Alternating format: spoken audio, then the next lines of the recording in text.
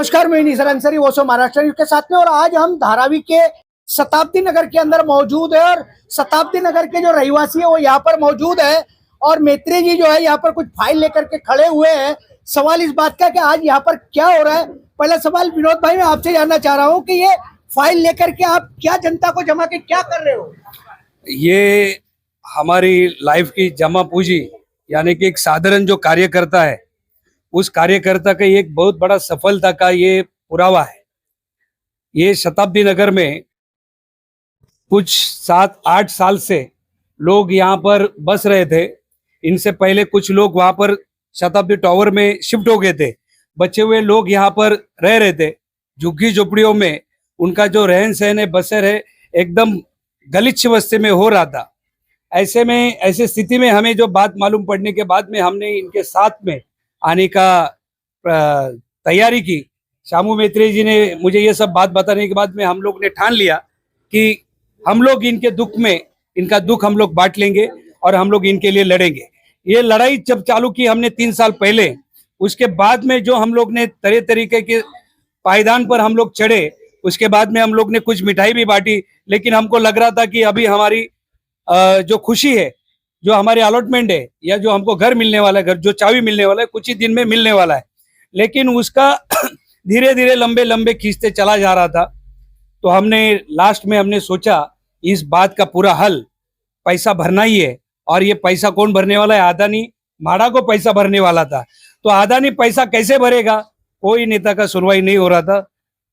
हमारे भारतीय जनता पार्टी के नहीं, हमारे महाराष्ट्र के लाडले मुख्यमंत्री देवेंद्र जी फडणवीस साहब ने जब यहाँ के लोगों की स्थिति जानी और हमने उनको जब निवेदन पत्र दिया, उसके ऊपर हस्ताक्षर होने के बाद में ही यहाँ के लोगों को शिफ्टिंग का जो कार्रवाई का प्रोसेस है वो चालू हुआ। विनोद भाई मैं आपसे जानना चाह रहा हूँ कि शताब्दी नगर का जब धारावी में नाम आता है तो मैं ये देखता हूँ कि सुबह एक दावेदार खड़ा रहता है घर दिलाने वाला, शाम को एक दावेदार खड़ा रहता है घर दिलाने वाला, और आप कह रहे हो कि 8 साल से लड़ाई थी। तो क्या अभी ये जो लोग यहाँ पर है, ये फाइल जो है क्या पक्का इनको घर मिलने वाला है क्या?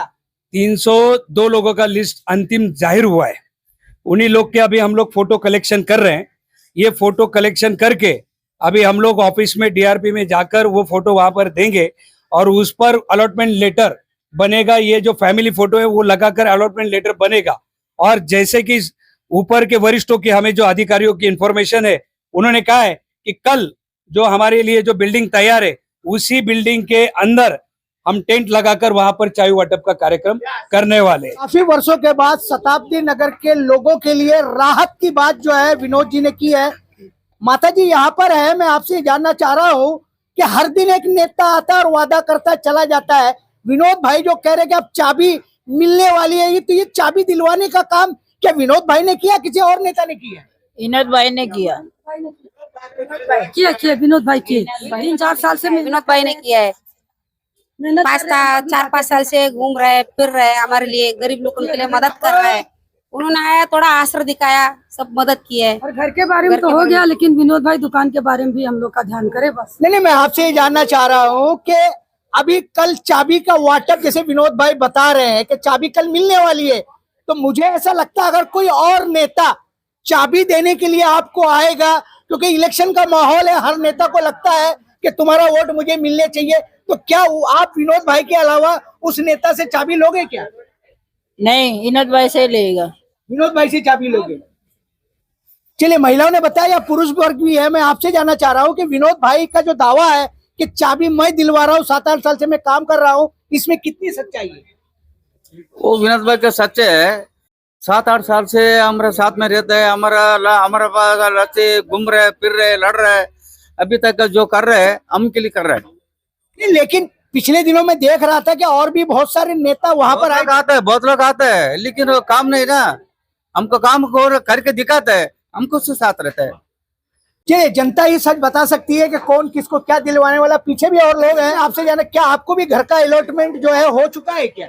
अभी तो हम लोग का कमर्शियल का है, कमर्शियल का अभी तो कुछ इशू नहीं है, लेकिन 3-4 साल से विनोद भाई ने काम मेहनत करके यहाँ तक लेके आए।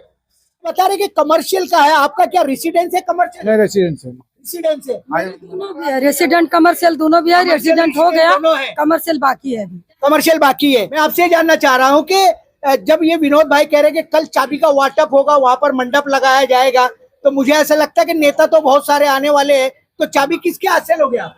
अभी विनोद भाई ने इतना दिन से काम किया है, तो विनोद भाई के हाथ से लेंगे ना चाबी। इतना साल से जिन्होंने काम किया है उन्हीं के हाथ से लेंगे। विनोद भाई के हाथ से? हाँ, ऑफ कोर्स।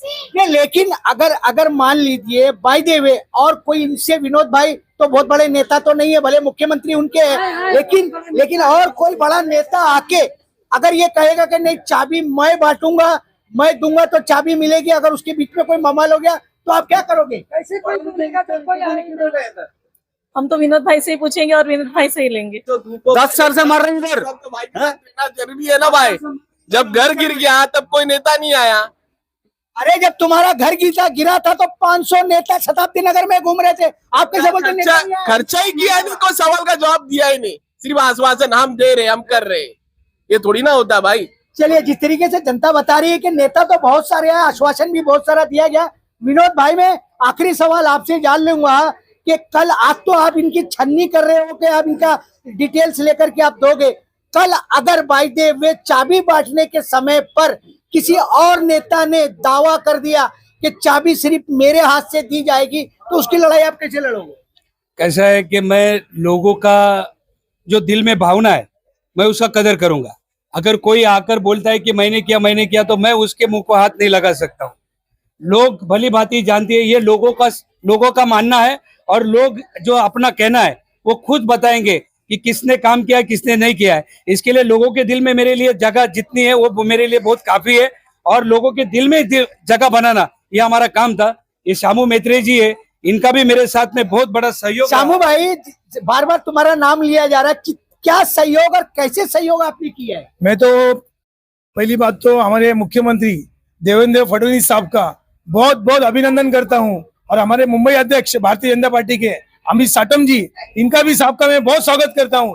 जैसे विनोद कामले भाई और मैं अमित साटम साहब के पास गए, उन्होंने ताबड़तोब कल्याणकर साहब से बात करके वो लेटर फॉरवर्ड करके ताबड़तोब शिफ्टिंग करो ऐसा आदेश दिया, और वो आदेश का पालन आज हो रहा है। तो इसलिए मैं बहुत बहुत शुभकामनाएं देता हूं देवेंद्र फडणवीस साहब को, और आने वाला दिन ये धारावी का भाजपा का होगा, और 183 वार्ड ये विनोद कामले जी के प्रयास से मिला, तो विनोद कामले जी को चुन के लाने का काम 183 में हम लोग करेंगे, शताब्दी नगर के लोग ये बोल के। चलिए, जिस तरीके से दावे पर दावे हो रहे हैं कि अगर सारे लोगों को घर मिला तो जाहिर सी बात है जिसको घर मिलेगा वोट भी अपने नेता को ही देगा, लेकिन ward number 183 is the critical ward of the Dharavi.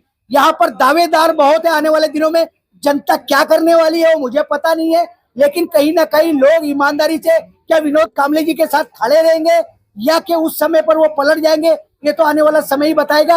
आने वाले दिनों में शताब्दी नगर के अंदर जो शिफ्टेड होने वाले लोग हैं, कल चाबी मिलेगी, और शिफ्ट होने के बाद भी हम उनके हाल चाल जानने के लिए उनसे जरूर मुलाकात करेंगे। विनोद कामले जी, आज के इस शुभ अवसर पर, क्योंकि गरीबों को घर मिलना एक बहुत बड़ी बात होती है, ईद और दिवाली हर साल आती है, घर 8-10 साल में एक बार आया है, तो इसके लिए हमारी तरफ से भी आपको मुबारकबाद है कि इन गरीबों के लिए आपने जो काम किया है इसी तरह से काम आप करते रहिए, और आपने स्पेशली वॉइस ऑफ महाराष्ट्र पे चर्चा की उसके लिए थैंक्स और धन्यवाद।